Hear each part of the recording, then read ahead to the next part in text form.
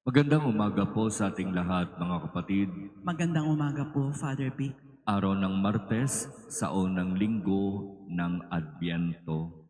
Panahon ng paghahanda para sa pagdating ng ating Panginoon. At ang isa sa dapat nating paghandaan ngayong panahon ng Adbyento ay ang paglilinis ng ating mga puso. Sapagkat sa isang malinis na puso, mananahan at mananatili ang Panginoon. At kapag malinis ang ating puso, halos kasunod na noon ang maayos at malinis na paningin, pandinig, pananalita at gawa. Kaya nga ang paanyaya ng Adbyento ay maghanda tayo sa pagdating ng Panginoon at mangyayari ito sa pamamagitan ng paglilinis ng ating kalooban.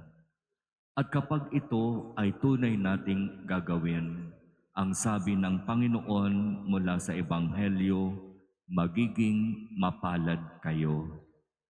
Bakit? Sapagkat sa kalinisan ng inyong puso, makikita ninyo ang mga bagay na makadiyos.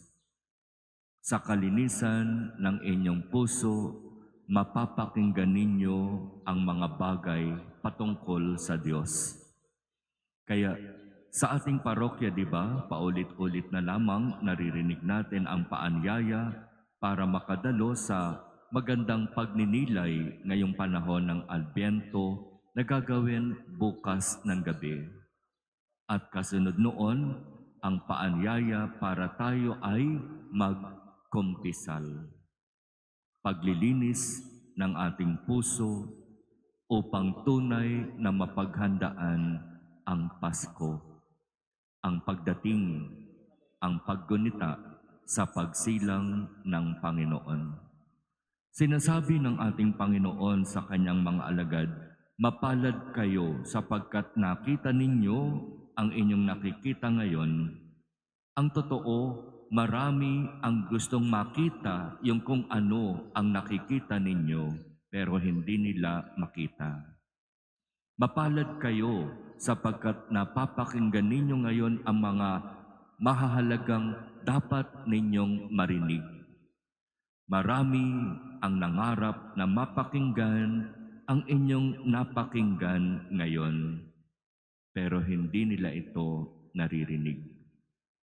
Kaya mapalad tayo kapag tunay na paghahandaan natin sa panahong ito ng Adbyento ang paggunita natin sa Pasko ng Pagsilang upang tunay na tayo'y makakita, makarinig, makapagsalita at makagawa ng kung ano ang ayon sa kalooban ng Diyos.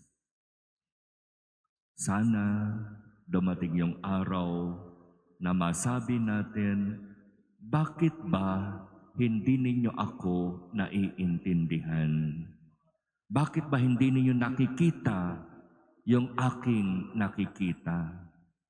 Bakit ba hindi ninyo naririnig yung aking napapakinggan? Masasabi lamang natin iyon kung tayo ay nasa harapan at presensya ng Diyos.